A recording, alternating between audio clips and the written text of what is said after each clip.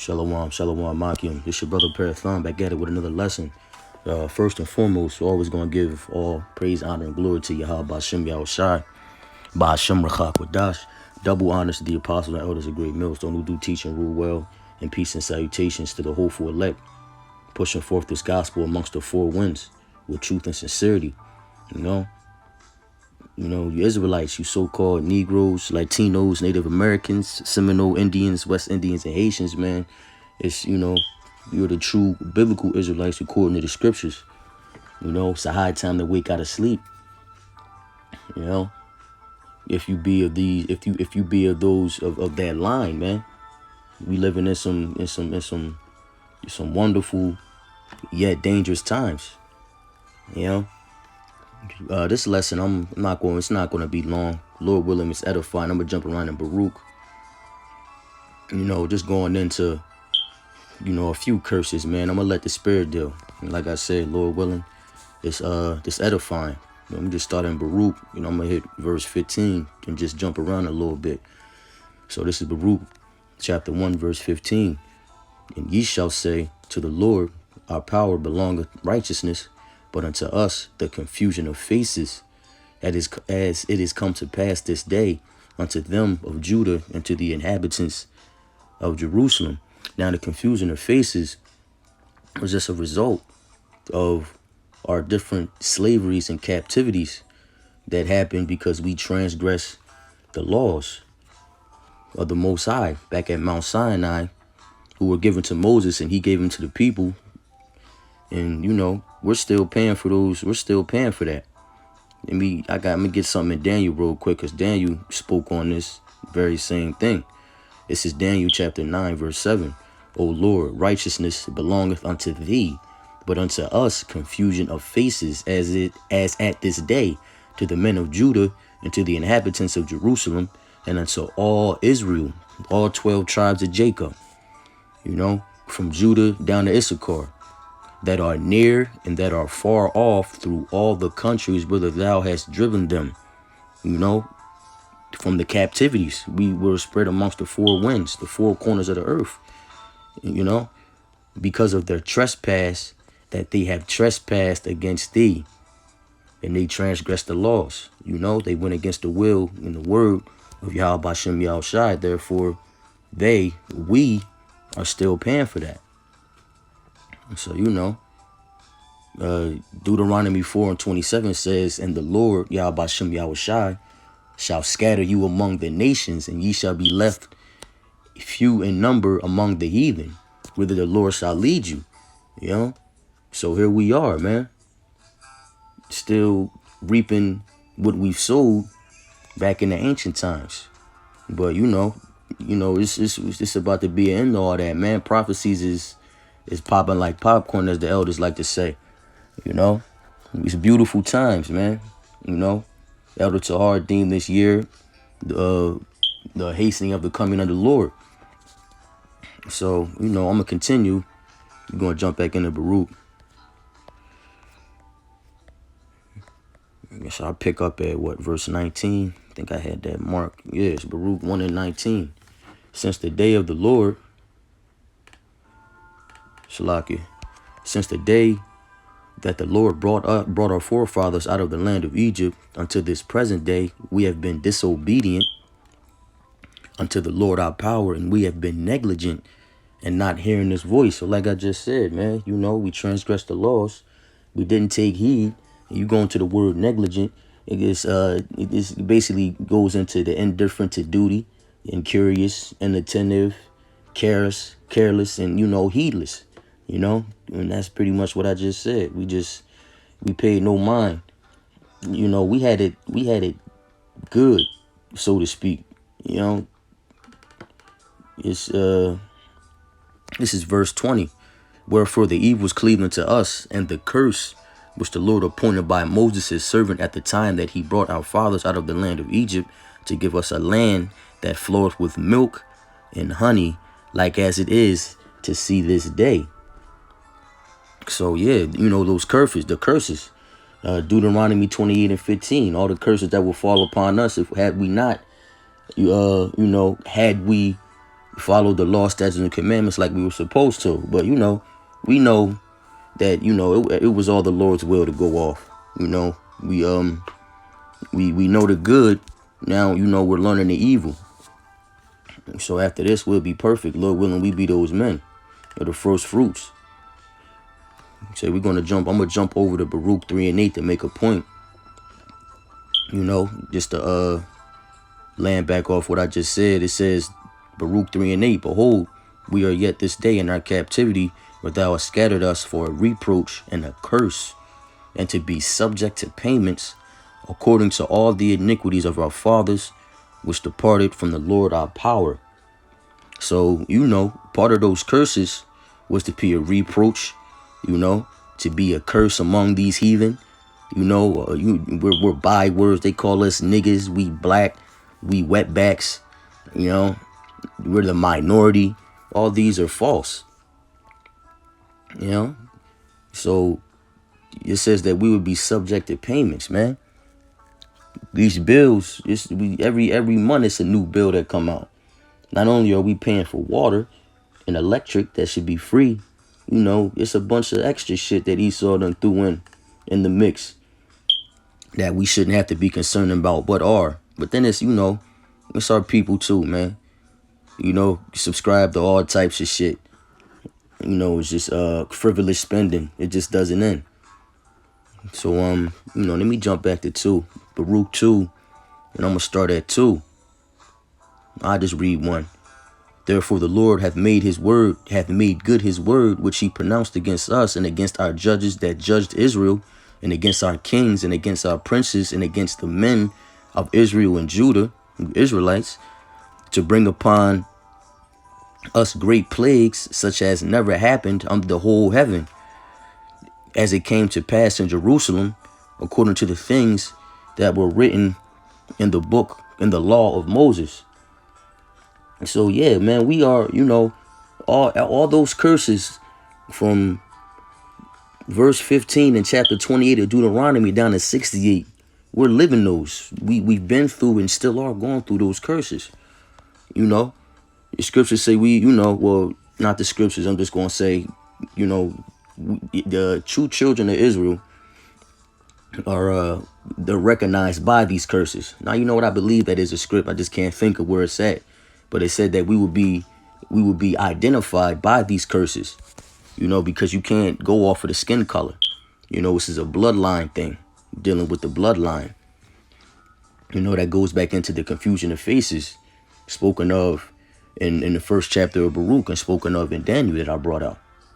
So I'm going to continue in verse 3. It says that a man should eat the flesh of his own son and the flesh of his own daughter. Now this happened already, and we may be, we may be coming into that time again.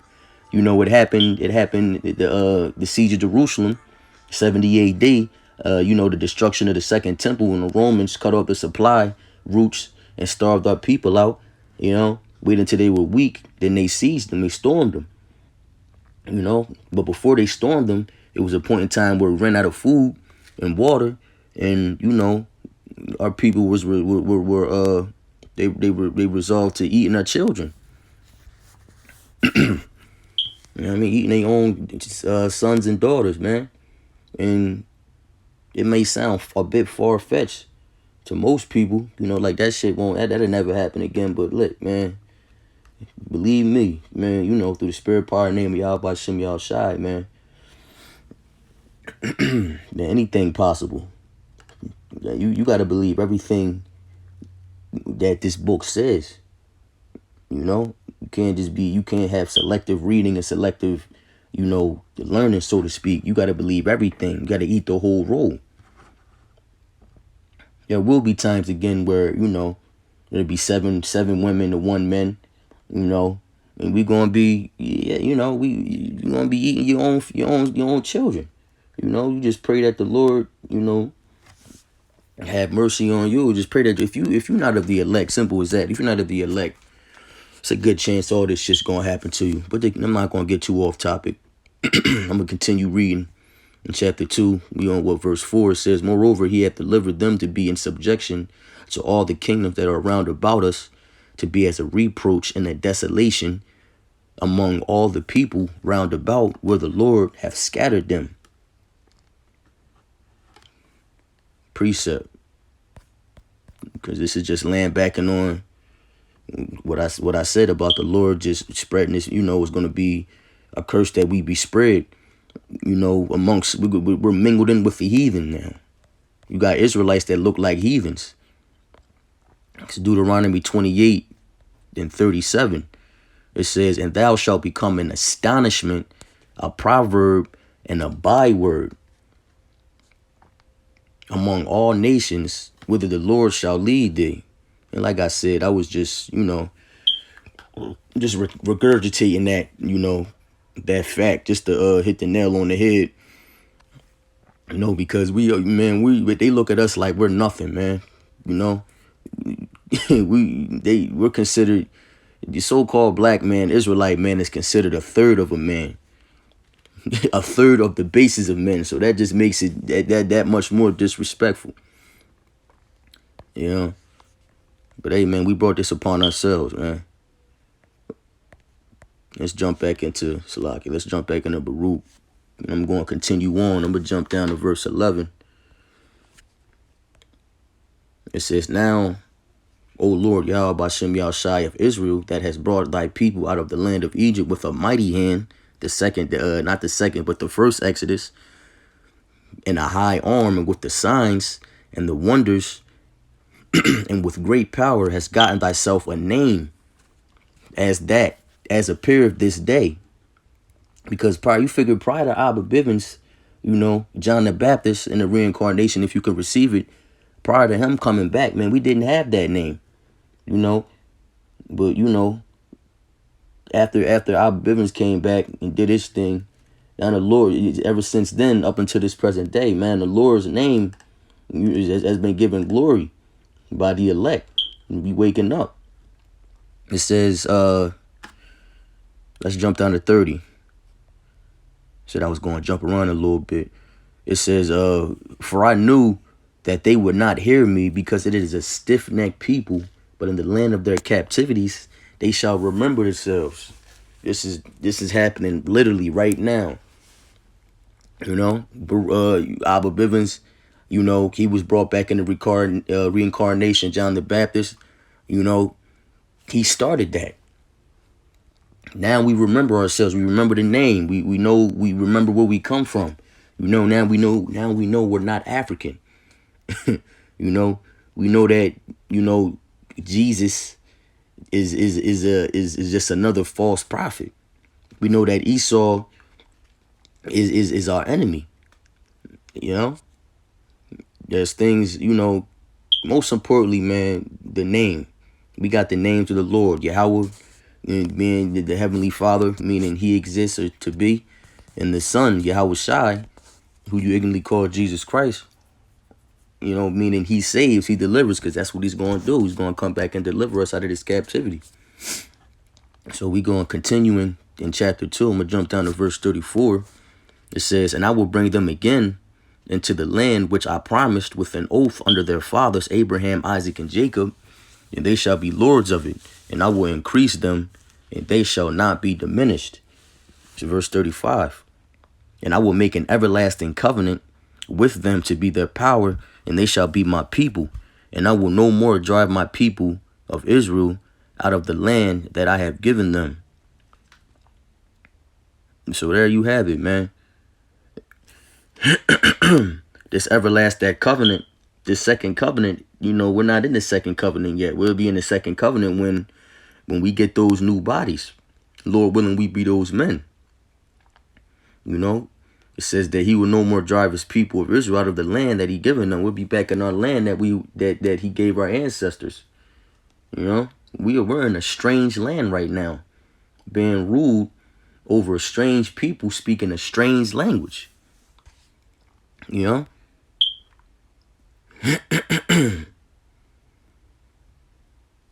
Just let me see. Now I'm gonna jump over to chapter 3. Salaki, I lost train of thought. Got these notes in front of me. This is Baruch 3:35. It says, "This is our power, and there shall none other be accounted of in comparison of him." Now, what's the first commandment? You know, according to Exodus 20:3, thou shalt have no other gods before me. And what do, man? We praising Jesus. You know what I'm saying? Not we, but, our people praising Jesus, taking on these false philosophies, false doctrines, taking heed to these other songs and not the true gospel. You know what I mean? Just, following the ways of the heathen and the customs. You know what I'm saying? They gonna pay for that. This is verse 36. It says, he had found out all the way of knowledge, and have given it unto Jacob his servant, and to Israel his beloved. Jump over to the Baruch 4:4. Got a precept. It says, "O Israel, happy are we, for things that are pleasing to Yahweh are made known to us." So we jump back down to 36. It says, he had found out all the way of knowledge, and have given it unto Jacob his servant, and to Israel his beloved. So what pleases the Heavenly Father? The law. Following the law, living by the laws is what's pleasing to Yahweh by Shem Yahushai. It said Jacob was given the law, man. The whole world wasn't present when Moses came back down with those laws on Mount Sinai and made that covenant with Israel. It was Israel only, man. The law wasn't given to everyone. So it's a beautiful thing, man, to wake up and realize what you are and where you come from. Let's jump back over to 4. I'm gonna jump down to verse 6. Baruch 4:6, it says, "Ye were sold to the nations, not for your destruction, but because ye moved Yahweh to wrath.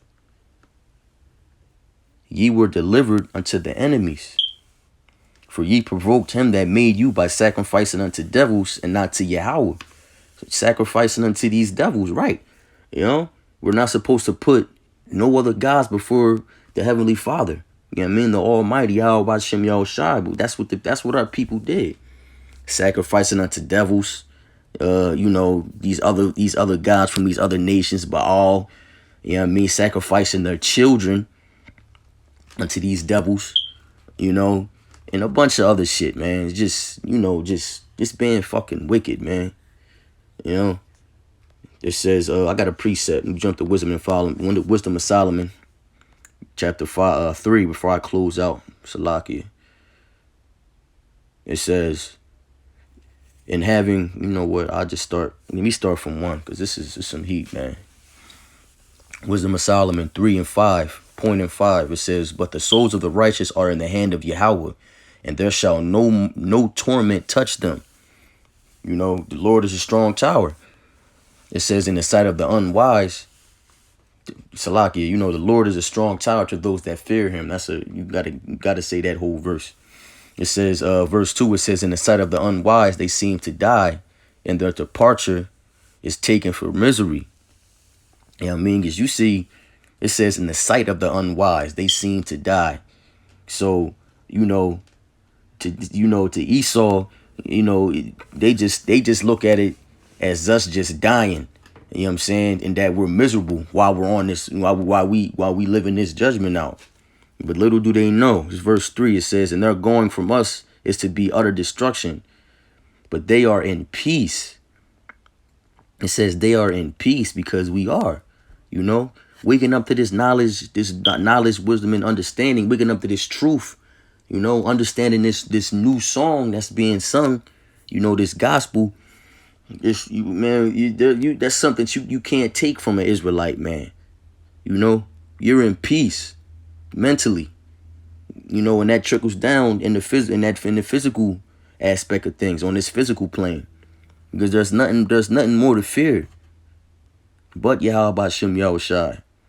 I mean, You can't fear you can't fear a man that only can kill the body but not the soul. You know what I mean? It's like when you disobey. Now I'm gonna continue. Let me continue. I didn't even finish yet. It says, and they're going from us to be utter destruction, but they are in peace. For though they be punished in the sight of men, yet is their hope full of immortality.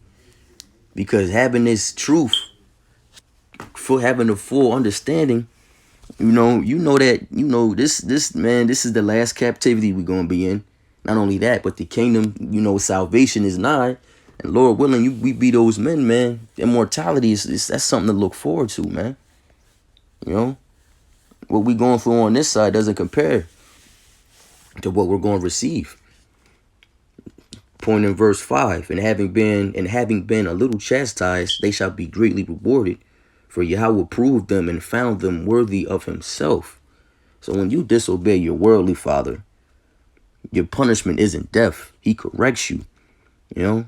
Discipline he disciplines you, and it's meant to build you up in your spirit. Build you up to be patient, to be rulers, to be humble, and to walk in the ways of Yahweh Hashem Yahushai, to stay in the spirit,